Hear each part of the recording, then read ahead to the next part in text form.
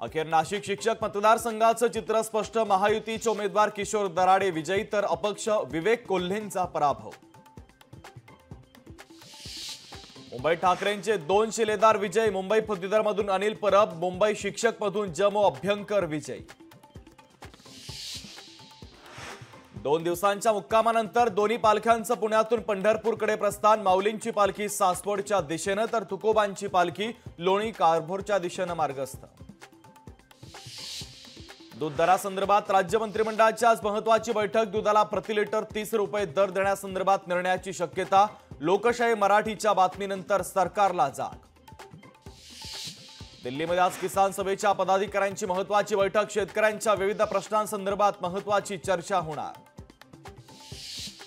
कोयना धरण प्रकल्पग्रस्तांचा long march विधान भवनावर धडकणार तर प्रकल्पग्रस्त उद्या आझाद मैदानात लाक्षणिक उपोषण करणार।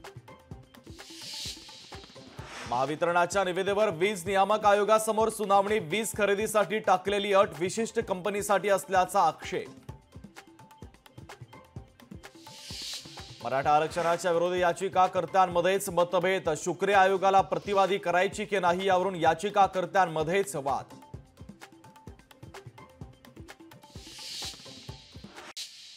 दिल्लीमध्ये आज एनडीएतील नवनिर्वाचित खासदारांची बैठक। बैठकीला पंतप्रधान नरेंद्र मोदी राहणार उपस्थित। पंतप्रधान मोदी खासदारांना करणार संबोधित।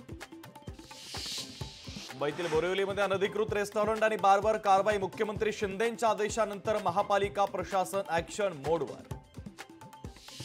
अंधेरी पूर्व आणि पश्चिमेला जोडणारा बर्फीवाला उड्डाणपूल पुन्हा बंद। 4 जुलैपासून दोन्ही पुलावरून वाहतूक होणार सुरू।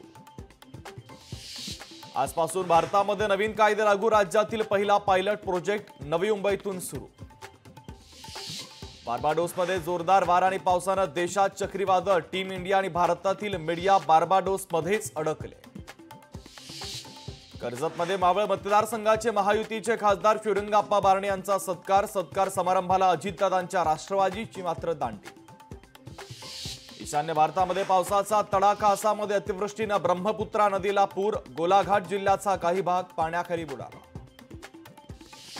अनिल परबांच्या घरासमोर कार्यकर्त्यांचा जल्लोष। ढोल ताशांच्या गजरामध्ये शिवसैनिकांचा जल्लोष।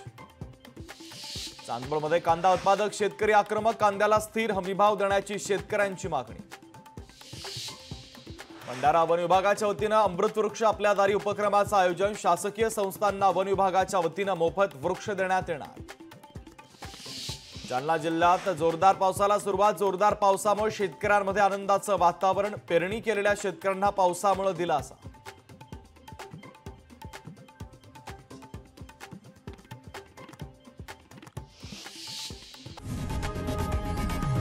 लोकशाही मराठी ऐका, पहा, जागरूक रहा।